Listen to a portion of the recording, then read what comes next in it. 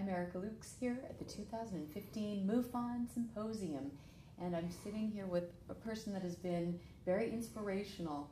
He is a person that has witnessed a UFO. This was a life-changing experience. He can be seen on Hangar 1, second season, his story, and we're going to let him, Kevin Villa, share with us his experiences and how they impacted his life. So thank you for being here. You're welcome. That this is a new experience for you.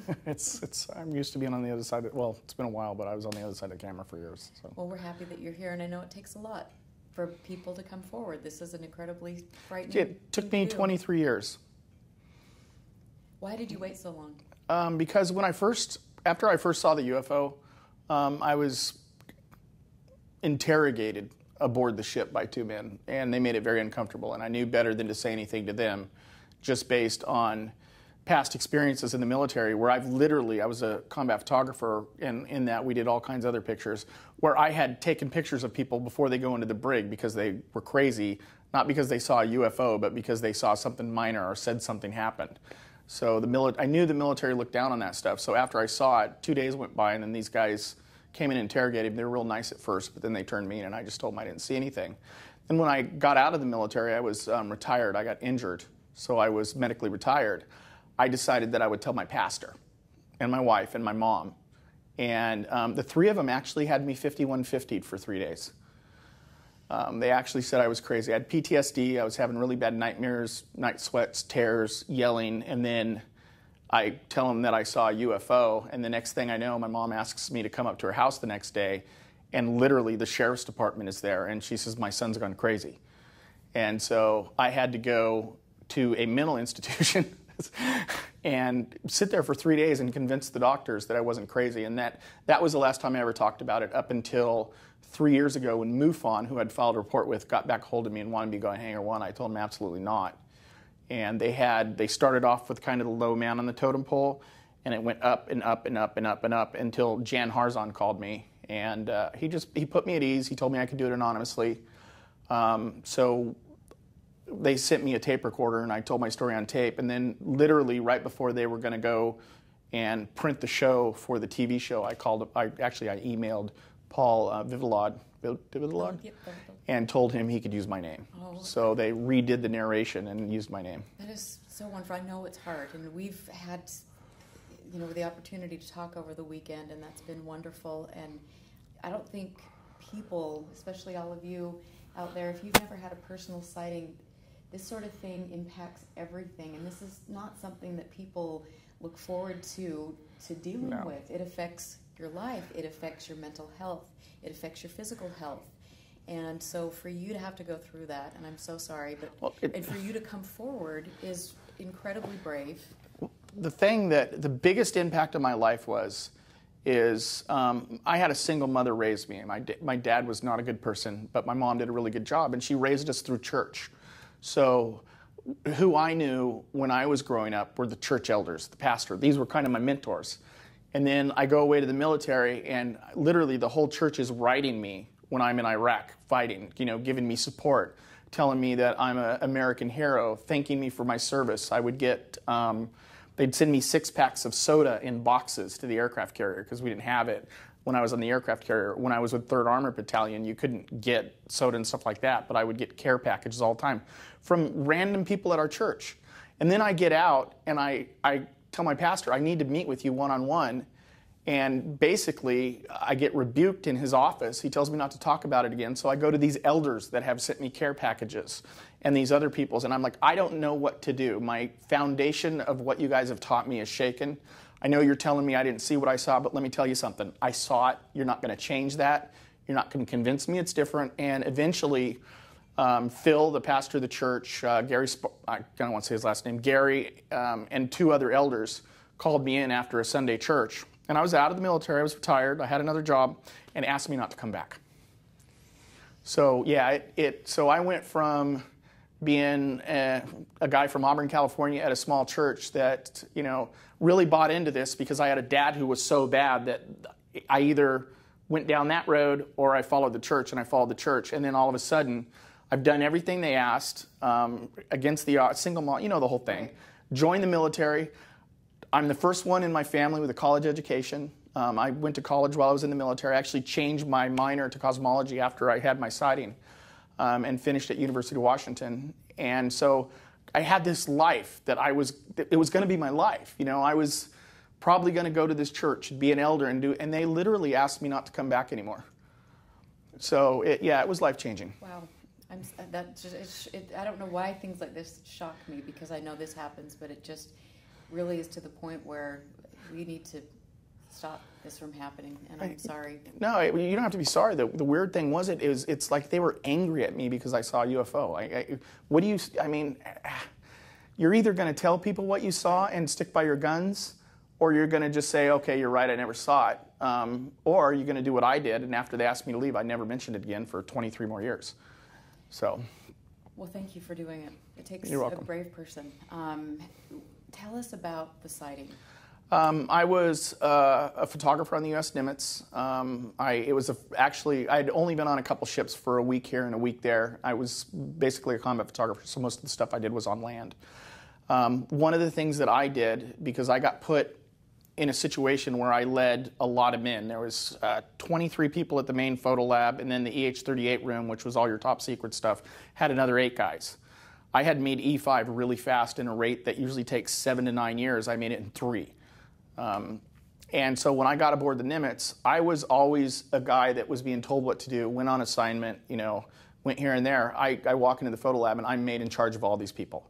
There's one E6 above me, and then which he does all the paperwork, does all the ordering. And then there's the officer in charge of it, but he's in charge of ops. So not just the lab. So really I'm on this island, and I was a terrible leader. I was frustrated all the time. I didn't know how to motivate people back then. I ended up owning my own business, so I learned a lot. But by the end of the day, I was exhausted. I'd just come from a combat zone. I was wore out. And so my solace was going to the aft of the ship, which it's not like you can just walk out there and everybody gets to go. Photographs of Iraq, the oil well fires, I would use these photographs to kind of bribe officers to get anywhere on the ship I went. So I had gotten to a point where everybody knew that I was going to walk through the maintenance bay or the machine shop where they did all the engine repair down the hall and out to the aft of the ship, and I was going to sit out there for an hour after my first 12-hour shift was done. And that was really my own decompression thing. Most of the time I would bring my camera out there and take pictures of the sunset. Sometimes because of a job for the Admiral or some secret photos or whatever came in, reconnaissance, I would stay over. And this particular night it was later, it was dark, so I didn't bring my camera. Went out back, sat there like I always did. There's a metal railing on the back of the Nimitz. I'd hang my feet over the edge, kind of grab onto the top. I can't lift this arm, but grab onto the top of the railing and watch the dolphins. Dolphins and sharks would follow the ship because, yes, the U.S. Navy dumped their garbage in the ocean. I don't know if they do anymore. And this particular night, they did darken ship, which happened. It's a pretty common thing when we were in the Persian Gulf, but we weren't in the Persian Gulf anymore. We were north of the Carolina Islands and southeast of the Philippines, heading towards Hawaii. And so to go darken ship in a non-combat zone, I actually just assumed it was a drill, not a big deal, so I didn't jump up and run to the watertight door. I sat there and kind of counted in my head 1,000, 2 1,000 until I got to 15 1,000 because you have a minute. And the second I got up, I hear the door lock.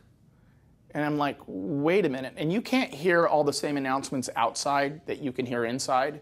So they could have accelerated it, which I'm pretty sure they did.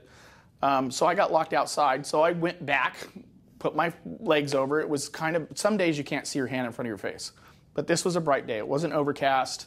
It wasn't a full moon, but it was enough where I could still see the ocean, and it was nice. It was wonderful outside. So I sat there. And all of a sudden, I kind of felt like it's the hardest sensation to describe. Because it's not like your skin is vibrating and buzzing, but you feel this vibration inside, outside your body. I felt it in my fingernails, in my hair. I just felt it everywhere. So I got up and started looking around, and I'm grabbing everything on the ship, trying to figure out where this is coming from. Now, when you're on an aircraft carrier and you start doing 30 or 40 knots, which is classified, they don't do it. I think everybody knows it. And you take a large turn, the ship will almost shake apart. This wasn't this. This was just this tiny vibration that almost drives you crazy.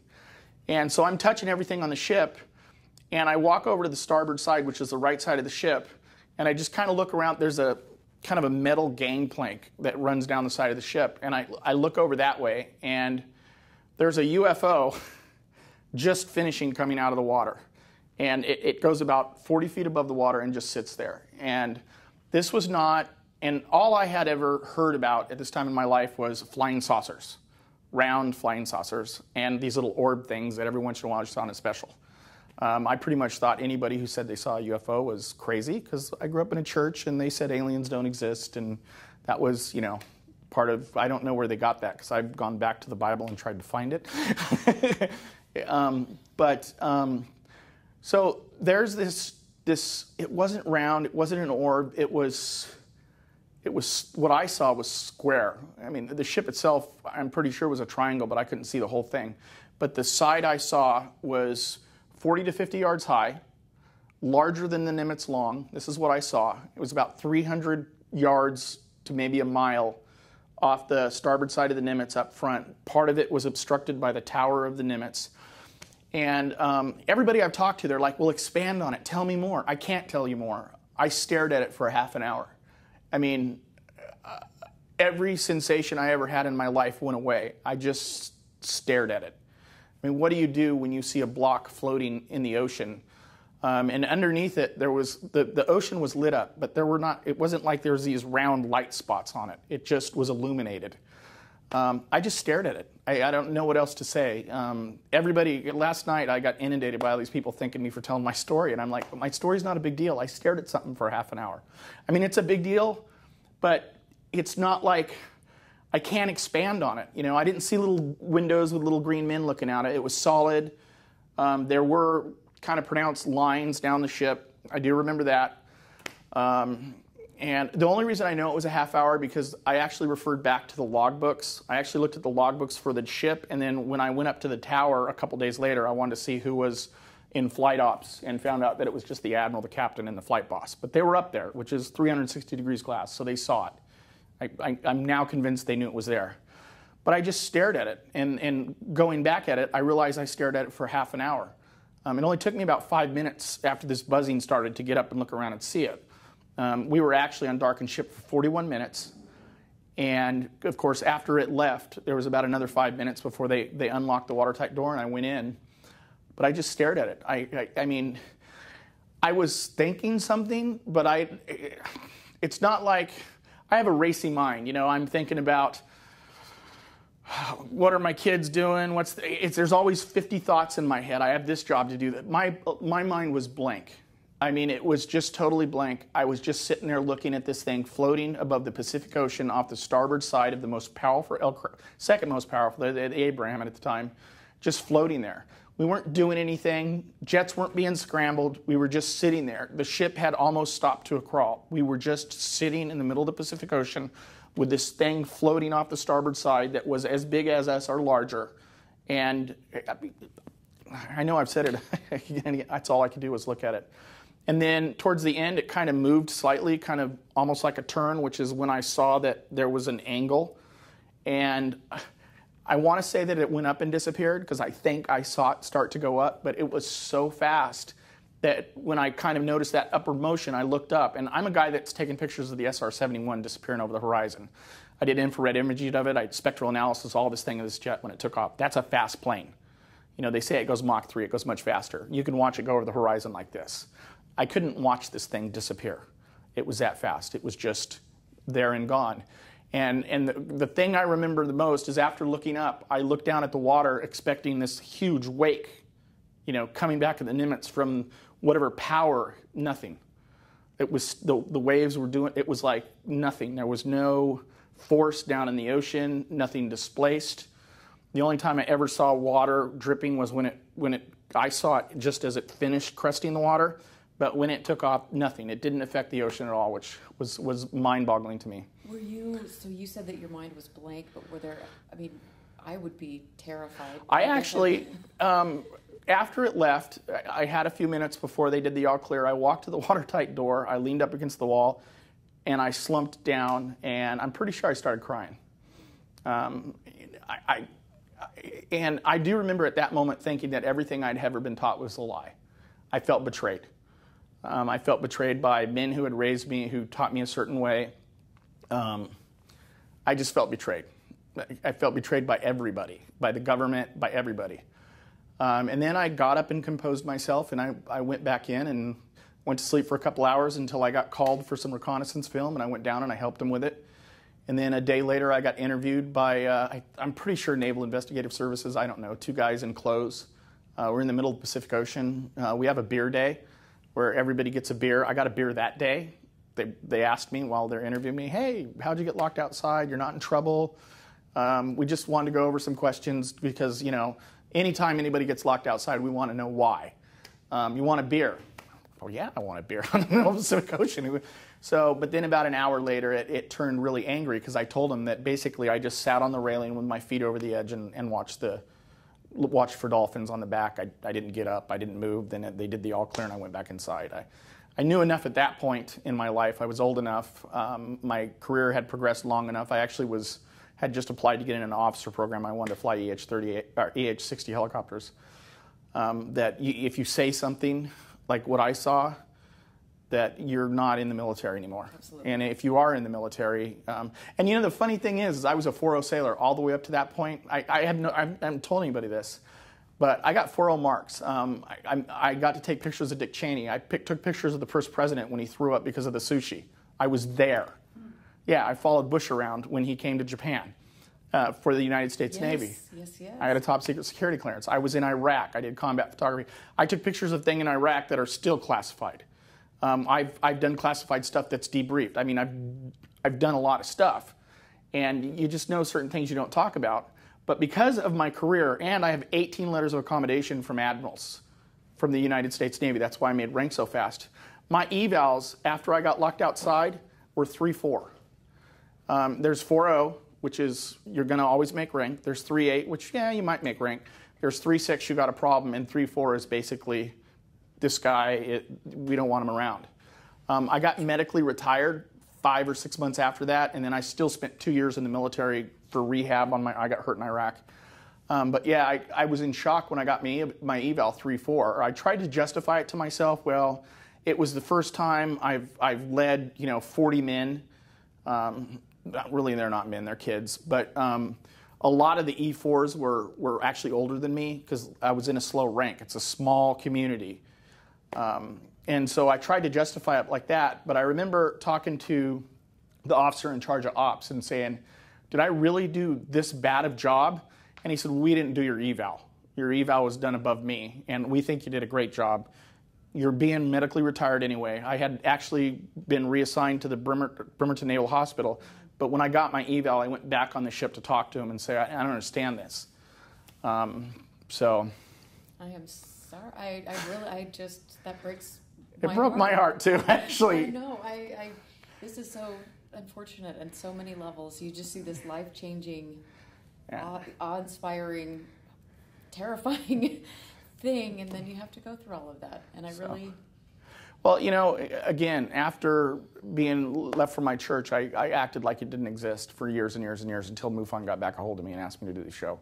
And this weekend is probably the best thing I've ever done for me. I'm so glad. And it's always nice to know that you have people that will support you and you can talk with. And that's how I feel with Mufon. It's an important organization. You don't think when I came here, I honestly thought I was going to see people with little, propellers on their head, right, running. But I didn't. I've talked to physicists. I met the guy in charge of the Kepler telescope. I got to talk to him for almost 45 minutes. Craig, who is into alternative propulsions. Me and him, actually, we talked after his conference. Then we went outside and we sat down for a good hour, and we just chatted about dark matter, time, space. Like I said, I changed my minor to cosmology, studied the theory of relativity, special theory of relativity. So I had enough knowledge to have a conversation with this guy. And that's who I've met here. Stan Friedman, a physicist. I've met doctorates, physicists. I've met 4 people from NASA. I sat at a table with the ex-defense minister of Canada. I talked to a shuttle astronaut the other day, commander. It's amazing to me, and that's what I want everyone to know. This is an incredibly intelligent group of people, mind-boggling intelligent, and dedicated, and it is something that we believe needs to be respected and taken seriously and really looked into. And we are happy that you have been able to share that, and you know that. Well, I'm happy to be Mufon is here. always here. Thank you so much for being here. Thank you for interviewing me.